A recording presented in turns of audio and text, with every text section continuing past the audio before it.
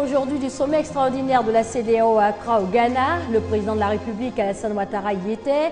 La CEDEAO a affiché sa volonté pour un retour à l'ordre constitutionnel au Burkina Faso. Et nous parlerons justement du Burkina Faso avec cette conférence donnée hier à Ouagadougou par le lieutenant-colonel Isaac Zida. La mesure d'interdiction des sachets plastiques entre en vigueur samedi 8 novembre, alors à partir de minuit aujourd'hui. Place aux biodégradables dans cette édition de l'avis des populations sur la question. Bonsoir à tous et bienvenue dans cette édition. Le président de la République, Alassane Ouattara, a pris part hier à Accra au Ghana au sommet extraordinaire de la CEDEAO qui a pris fin aujourd'hui. Il était consacré à la maladie à virus Ebola et à la situation au Burkina Faso. Sur ce dernier point, la conférence des chefs d'État de la CEDEAO, présidée par John Dramani Mahama, a appelé à une transition civile et à des élections en novembre 2015.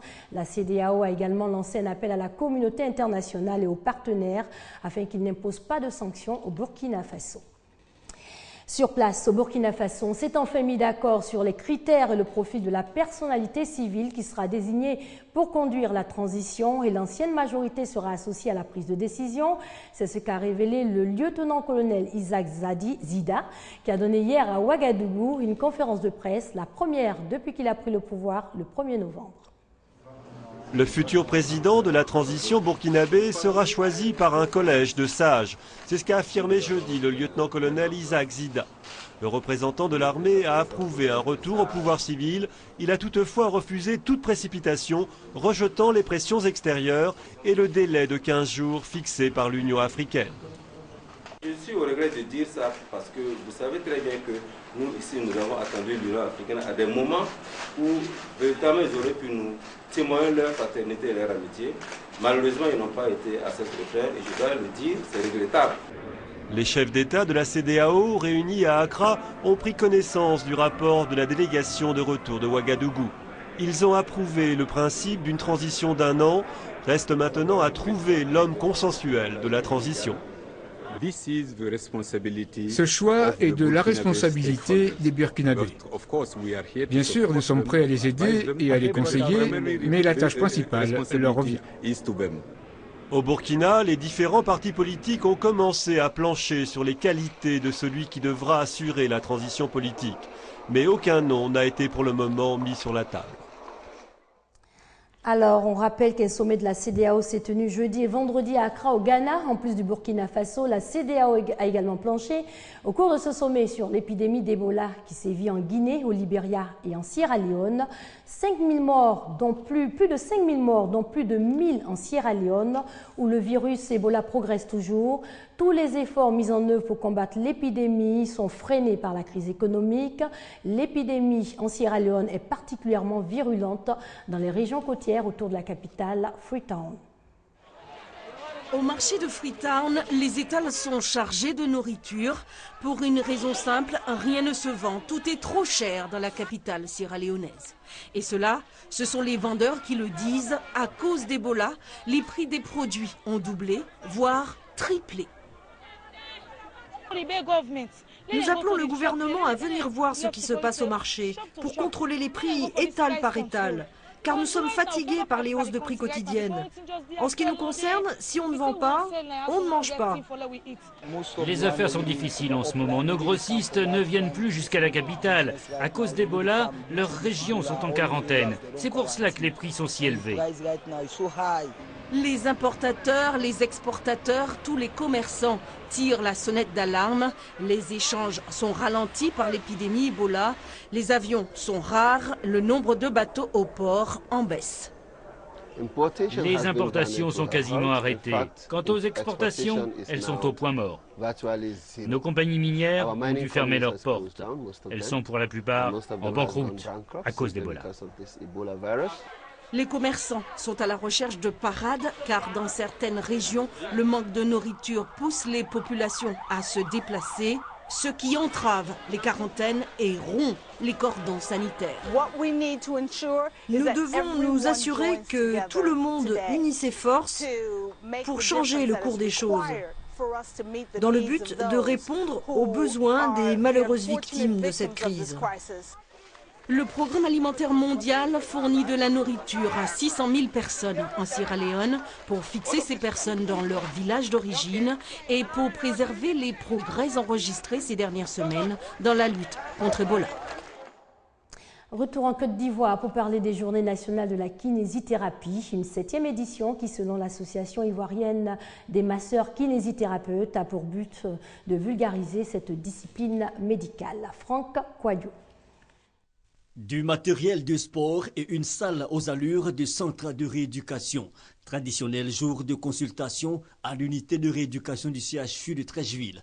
Elle dépend du service de traumatologie orthopédique dans cette cabine spécialisée. Une patiente aux soins du kinésithérapeute. Quand les malades viennent, ils viennent avec un bulletin de rééducation. Ensuite, on fait une consultation et on commence à faire la prise en charge. Je pompe, je marche à l'escalier, puis les exercices. En tout cas, ça m'aide beaucoup. Des soins de kinésithérapie, la discipline, une spécialité de médecine, est peu connue. Elle a débuté ici à partir de 1972. Donc c'est une profession qui va utiliser le mouvement, la gymnastique médicale. On intervient dans la médecine du sport, on intervient en cardiologie, en pneumologie. Bref, pour vous dire que le champ d'action des kinésithérapeutes est très vaste. Il faut la vulgariser. 7e édition donc des Journées nationales de la kinésithérapie. Le thème choisi, la place de la kinésithérapie face aux défis d'un pays émergent. Donc leur rôle est particulièrement important pour tout ce qui est réhabilitation dans un pays comme le nôtre où on a notamment beaucoup d'accidents de la voie publique et donc beaucoup de traumatisés de la voie publique. Quand quelqu'un est paralysé, il ne peut pas aller au travail. Ça veut dire que ce droit-là, il est amenuisé chez lui. Une discipline qui entend prendre sa place. De plus en plus de jeunes s'y intéressent. Ils sont une centaine à exercer légalement. Principal défi, la lutte contre les cabinets clandestins qui mettent à mal la crédibilité d'une profession. Toujours au chapitre santé de cette édition, ce don de l'ONG Mediapam aux personnes atteintes du diabète. Un important lot de glucomètres a été offert au centre Vivre Debout. Le glucomètre, compagnon indispensable de la personne diabétique, est un appareil permettant de mesurer rapidement la glycémie, c'est-à-dire le taux de glucose dans le sang. Doigt des lasers. Laurent Kwaku, 72 ans, est atteint du diabète, une maladie chronique qui survient lorsque le taux du sucre est élevé dans le sang. En 1986, suite à des complications liées à la maladie, Laurent Kwaku a subi une amputation de la jambe. Depuis 1986, j'ai le diabète. La plupart d'entre nous ici, surtout nos femmes, qui ont plusieurs activités à la maison, qui sont handicapées, vraiment c'est très difficile si on n'a pas de soutien. En Côte d'Ivoire, plus de 50 000 personnes sont atteintes du diabète. 40% des patients diabétiques qui visitent le centre Vivre Debout du CHU de Yopougon ont subi une amputation d'un ou des membres inférieurs. Une situation dramatique qui amène l'ONG MEPADIAM à offrir un important don de glucomètre pour la prévention. Cette ONG composée de médecins et de paramédicaux lutte contre la maladie du diabète. Il n'y a pas en fait une prise en charge des diabétiques. Nous sommes là pour pouvoir les épauler. Dire aux malades diabétiques que nous partageons de tout cœur ce qu'ils vivent réellement. Une action fort appréciée par les bénéficiaires. Le diabète est un grand pourvoyeur de handicap. Donc le don que vient nous faire l'ONG aujourd'hui est un don assez précieux, ce qui permettra aux patients de mieux contrôler leur diabète et pouvoir suivre le traitement convenablement. En plus du don, l'ONG MEPADIAM a offert un dépistage gratuit du diabète à la population de Yopougon. Objectif, lutter efficacement contre la maladie dans la commune. On ouvre à présent la page environnement de cette édition avec cette campagne contre l'insalubrité. L'Agence nationale de la salubrité urbaine ANASUR a procédé aujourd'hui au lancement de la 2e édition du concours balai devant ta porte. Première étape de cette campagne, le lycée municipal d'Atekoubé. Campagne de sensibilisation en milieu scolaire initiée par l'ANASUR, l'Agence nationale de la salubrité urbaine. Plusieurs villes et communes sont concernées. Abobo, Yopougon, Atekoubé, Agboville, Azopé, Dabou, Grand Laou, Bonois et Aboisseau. Première étape, Atekoubé, lycée municipal. Cette année, fort donc des résultats positifs que nous avons obtenus, nous avons décidé cette année de la reprendre, de la continuer au niveau d'Abidjan, mais cette fois-ci en élargissant un peu le champ, puisque nous avons des villes, des communes de l'intérieur qui sont concernées. Pour appuyer la nature, nous devons faire le travail de sensibilisation au niveau de l'ensemble de nos concitoyens. Parce que une chose est de ramasser les ordures et une chose est de produire des ordures de qualité et de ne pas les mettre n'importe où et n'importe comment. Tous s'accordent à reconnaître comme un facteur déterminant dans les résultats des élèves la propriété des établissements scolaires. La direction de l'Agence nationale de la salubrité urbaine a procédé à une remise de kits aux responsables d'établissements.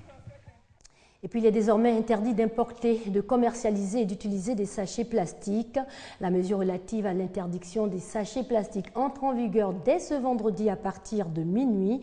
À quelques heures de la mise en application de cette mesure, une partie de la population se prononce. Je pense qu'ils vont donner une autre solution pour remplacer ça, quoi. Parce que nous, on ne peut pas travailler sans sachet. Ça bouge des caniveaux, si on supprime, c'est une bonne chose. Je suis d'accord qu'on supprime, mais il faut qu'on nous envoie quelque chose qui pourra remplacer les sachets. Quand on met un fait comme ça ne nous arrange pas. Mais les clients ne font pas. Maintenant, quand on met ça brille, les clients viennent payer. Donc, quand tout ça supprime, ça ne nous arrange pas les mains. Et puis le Salon international du livre d'Abidjan bat son plein. Depuis son ouverture mercredi, les différents stands sont pris d'assaut par les visiteurs. Les plus petits sont également de la partie. Salon international du livre d'Abidjan, SILA 2014, deuxième jour consacré à la littérature pour enfants. Venus de tous les quartiers d'Abidjan, les élèves prennent d'assaut le palais des sports de Trècheville. Je suis venue voir les livres pour pouvoir m'instruire. Le livre représente beaucoup de choses pour moi parce que ça me permet d'enrichir mes connaissances. Nous sommes venus nous informer sur le SILA et aussi pour acheter des livres afin de pouvoir s'améliorer en lecture. Moi qui suis en classe de première A, ça m'aide beaucoup parce que lorsque j'écris, j'ai de meilleures notes en français. Inciter les enfants à la lecture, c'est l'un des objectifs de ce SILA 2014. Il faut que les enfants s'approprient les livres et quand ils vont le faire, leur éducation sera facilitée. Celui qui sait lire, il est plus à l'aise, que ce soit en mathématiques ou en sciences, il est plus à l'aise pour comprendre. Une journée dédiée aux enfants, occasion pour la grande chancelière de l'Ordre national de faire un tour au salon. L'idée est de soutenir les actions menées en faveur du développement de la culture ivoirienne. Je félicite le ministre d'avoir eu l'occasion et l'idée de créer un espace d'échange.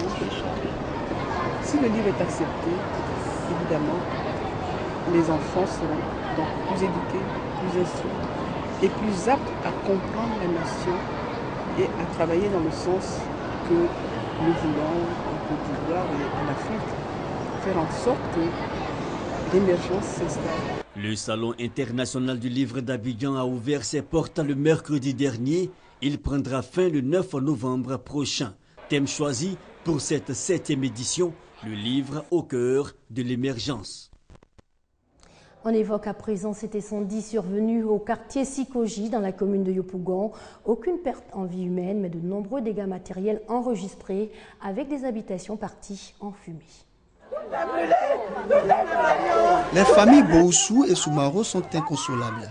La cause, un incendie a ravagé leur domicile. Un drame dont les origines restent encore inconnues. Je suis assis là, j'ai lavé mes enfants. La grande là, elle me dit, maman, il faut faire chever la boule. On est parti, on n'a même pas fait 30 minutes. J'entends la femme là qui, au secours, au secours, au secours, venez, oh, la famille de Boussou, sortez. C'était comme ça. Je ne pouvais plus rien faire. Et je me suis retournée pour aller appeler les gens. Alertés, les sapeurs-pompiers réussissent à circonscrire le feu. Le bilan selon les secours fait état d'énormes dégâts matériels. Aucune perte en vie humaine n'est enregistrée. Sinistrés, les familles appellent les autorités et les personnes de bonne volonté à leur venir en aide. C'est la fin de cette édition. Excellente soirée sur les antennes de la RTI, la marque du service public.